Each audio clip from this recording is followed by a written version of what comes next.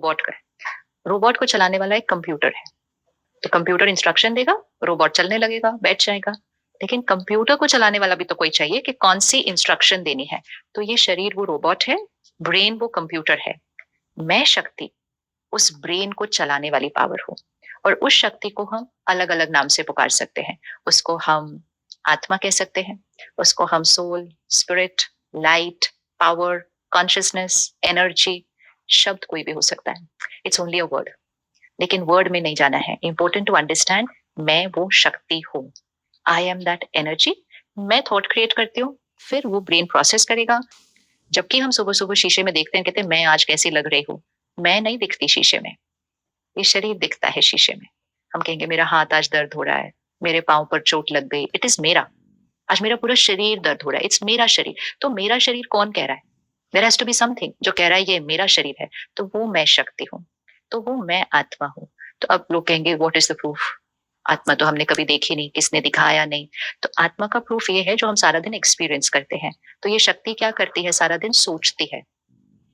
जब मैं आत्मा सोचती हूँ, उसको मन कहेंगे।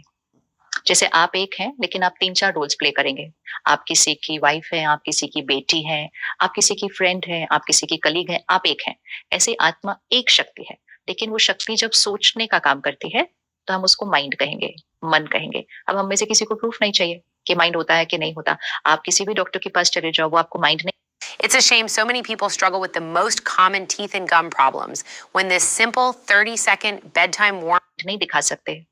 वो आपको ब्रेन दिखा सकते हैं, वो कहेंगे ये डॉक्टर साहब इसमें माइंड किधर है? That is energy. वो आंखों से नहीं दिखाई दे सकती है। सो मन।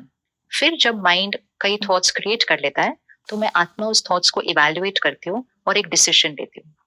आपने पूछा कि आप चाय पिएंगे, आप कॉफी पिएंगे, आप नारियल पानी पिएंगे, तो मुझे डिसीजन लेना पड़ेगा उसके ऊपर। इसी तरह मेरा मन भी ये थॉट्स क्रिएट कर सकता है। मैं चाय पीऊं, मैं कॉफी पीऊं, मैं नारियल पानी पीऊं, मैं नींबू पानी पीऊं, ये मन कर रहा है। फिर इंटेलेक्ट, बुद्धि कहेगा नारियल पानी गर्मी है, नारियल पानी पियो। जब मैं आत्मा डिसीजन लेती हूँ, उसको बुद्धि कहते हैं। इसीलिए जब कोई बहुत गलत कर्म कर रहा है, उसको इतना समझाओ तो भी करता है, कहते हैं इनकी बुद्धि को ताला लग गया है। विवेक, कॉन्शियंस को इन्होंने मार दिया है अपने, मतलब राइट डिसीजन नहीं ले रहे हैं, राइट डिसीजन नहीं ले रहे हैं। तो फिर मैं आत्मा डिसीजन लेती हूँ। अभी किसी को भी प्रूफ नहीं चाहिए कि बुद्धि है, सबके पास बुद्धि है, वो आत्मा है।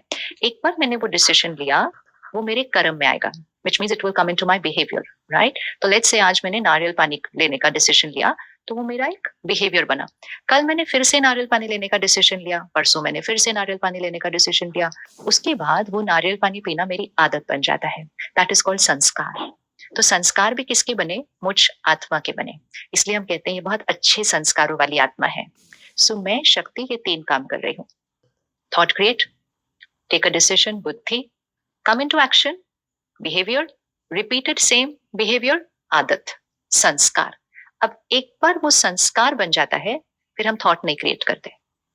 इसका मतलब बहुत दिन अगर मैंने नारियल पानी पी लिया और वो मेरी आदत बन गई, फिर मैं नहीं पूछती अपने आप से मैं चाय पीऊं, मैं कॉफी पीऊं, कि मैं नारियल पानी पीऊं। I don't do. मतलब why this is very important, क्योंकि जब कोई चीज संस्कार बन जाती है, तो हमें पता नहीं चलता कि वो संस्कार कैसे वर्क कर रहा है। हम कहते हैं मैंने तो थॉट क्रिएट की नहीं, क्योंकि थॉट क्रिएट नहीं करनी पड़ती संस्कार बनने के बाद। मतलब आपके फर्स्ट 2 स्टेप्स फिनिश हो जाते हैं।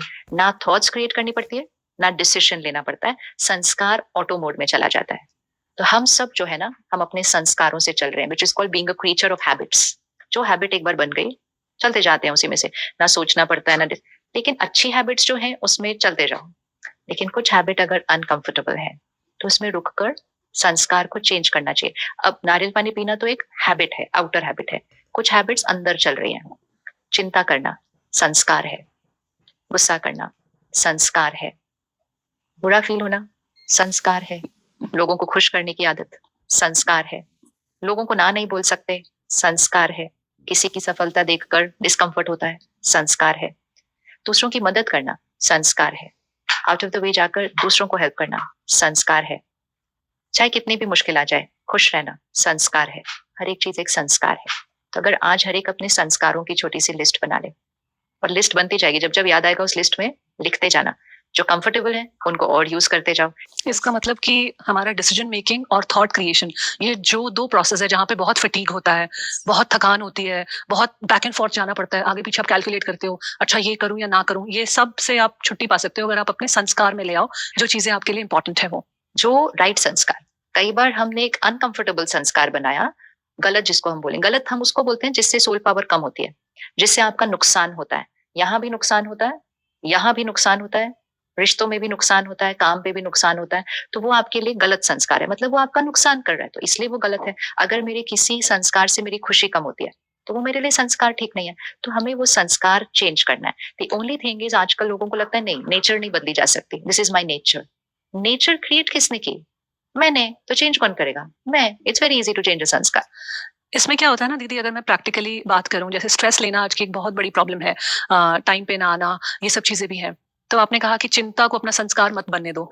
सबसे बड़ा इशू जो आता है कि जैसा आपने, मुझे सवाल पूछते हुए ऐसा लग रहा है कि शायद आपने जवाब ऑलरेडी दे दिया है, कि आप जब सोचते हो कि मेरी चिंता तो इस वजह से है क्योंकि मेरे टारगेट्स नहीं पूरे हो रहे हैं, या मेरी फैमिली में ये चल रहा है, या मेरी बॉडी में ये परेशानी चल रही है, और हमें लगता है कि चिंता एक बहुत ऑटोमेटिक रिस्पॉन्स है हमारा, और क्योंकि वो ऑटोमेटिक है इसलिए उसको चेंज नहीं किया जा सकता। तो कौन से ऐसे इनिशियल स्टेप्स हैं जो लिए जाएं अपने एक ऐसे संस्कार को बदलने के जो आपके लिए काम नहीं कर रहा है, आपके अगेंस्ट काम कर रहा है? ऑटोमेटिक वो तब होता है जब वो संस्कार बन जाता है। एक बच्चा पहली बार झूठ बोलता है, वो ऑटोमेटिक झूठ नहीं बोलता है, वो बहुत सोचता है, बोलूं नहीं बोलूं, सच बोलूंगा तो बहुत डांट पड़ेगी, झूठ बोल दिया तो निकल जाऊंगा इस प्रॉब्लम से। तो कोई भी चीज आप अच्छी करो या गलत करो, फर्स्ट टाइम आप बहुत सोचोगे। ये करे, जैसे हम किसी को बोलते हैं मेडिटेशन सेंटर आओ, कोई तो सोचेंगे जाऊं नहीं जाऊं, टाइम नहीं है, विच इज ऑब्वियस, सोचना ही चाहिए कोई भी डिसीजन लेने से। तो कोई भी चीज जब पहली बार करते हैं तो थॉट्स चलेंगे और बहुत सारे ऑप्शंस भी निकलेंगे उसके। फिर आप, अगर उस दिन उस बच्चे ने ये डिसीजन लिया, मतलब बुद्धि बहुत इंपॉर्टेंट है, थॉट्स बहुत इंपॉर्टेंट है, थॉट्स का सोर्स हम देखेंगे वो बहुत इंपॉर्टेंट है ताकि अच्छी वाली थॉट्स आपकी क्रिएट हो। फिर बुद्धि बहुत इंपॉर्टेंट है कि दिव्य बुद्धि होनी चाहिए कि आपकी बुद्धि राइट डिसीजन ले। अगर उस दिन उस बच्चे ने डिसीजन लिया नहीं, मेरे को डांट नहीं खानी है, फिर मुझे खेलने भी जाने नहीं देंगे, मुझे उस हॉलीडे, वो वाली थॉट्स क्रिएट, तो उस दिन उस बच्चे ने डिसाइड किया नहीं, कुछ नहीं होता है झूठ बोलने से। पहली बार वो बच्चा झूठ बोलेगा, उस दिन उसका वो संस्कार नहीं बनेगा, उसने पहली बार झूठ बोला सिर्फ। थोड़े दिन के बाद फिर सिचुएशन आएगी, फिर वो बच्चे को थॉट्स क्रिएट होंगी, थॉट्स आएंगे नहीं, क्रिएट करेगा वो बच्चा। फिर वो बच्चा सोचेगा पिछली बार देखो आराम से हो गया ना, तो एक बार और, ऐसे करके वो, अगर वो बुद्धि ने फिर से वो डिसीजन दिया, तो ऐसे 15 20 25 30 बार सिचुएशंस अगर उसकी लाइफ में आ जाती है, जितनी बार हम वही वाला डिसीजन लेते हैं, अगली बार वो वाला डिसीजन लेने के चांसेस बढ़ते जाते हैं, राइट? क्योंकि सपोज मुझे किसी से कुछ काम करवाना है, मैंने प्यार से बोला, उन्होंने नहीं किया, फिर से प्यार से बोला, उन्होंने किया, मैं कहा छोड़ो, प्यार से तो काम नहीं होता आजकल, जोर से मैंने बोला थोड़ा सा तो मेरा काम हो गया, तो मेरी बुद्धि ने उस दिन डिसीजन लिया जोर से बोलो काम हो जाता है।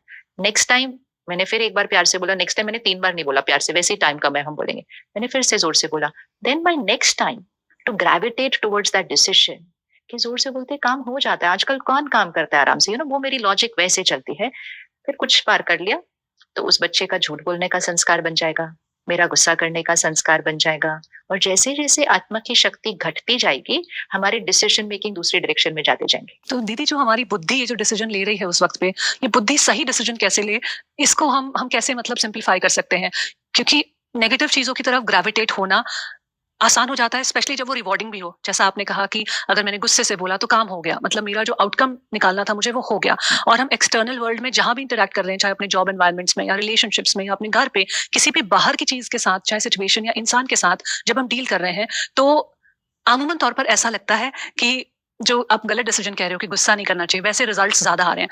अगर आपने मम्मी को भी गुस्से से बोला, रिजल्ट्स की एक छोटी सी लिस्ट बनानी पड़ेगी, सच्ची में काम जल्दी हो जाता है कई बार, ठीक है, लेकिन मन की शक्ति कम हुई, खुशी गायब हुई, this is also an outcome, तो आपको आउटकम की लिस्ट पूरी बनानी पड़ती है। मेरी खुशी गायब हुई, ठीक है, सेकंड मेरे हार्ट पर असर हुआ उस गुस्सा करने का, मेरी पल्स रेट चेंज हो गई, मेरी बॉडी पे कहीं ना कहीं और भी उस गुस्से का जरूर असर हुआ। फर्स्ट यहाँ असर हुआ, फिर सेकंड यहाँ असर हुआ, तीसरा उस रिश्ते पर असर हुआ, उस रिश्ते पर असर हुआ, चौथा आपने किसी को डांटा, हम तो चलो भूल जाएंगे क्योंकि अब तो हम तो अपने काम में लग गए, उसके बाद जिसको डांट पड़ी वो तो नहीं भूल जाएगा उसको इतनी जल्दी, और जब तक वो दर्द में रहेंगे, और कई बार तो बहुत सालों बाद भी याद रहती है लोगों को जो डांट पड़ी होती है, तो जब तक वो दर्द में रहेंगे वो ब्लेम तो आपको ही करेंगे, तो वहां से आपके पास कौन सी एनर्जी आ रही है? नेगेटिव ही आ रही है, क्योंकि you are the cause of my pain, आपने मुझे हर्ट किया, that kind of a thing.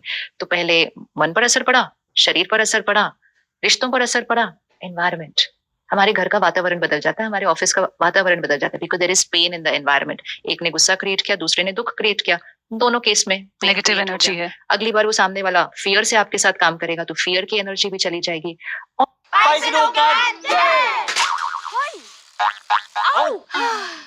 หมดสนุกเลย और एक आउटकम ये है कि काम हो गया। लेकिन एक आउटकम कि काम तो वैसे भी हो जाता, लेकिन शायद थोड़ा जल्दी हो गया, लेकिन उसके साथ लॉस कितने हुए। सिर्फ फर्क ये है, काम हो गया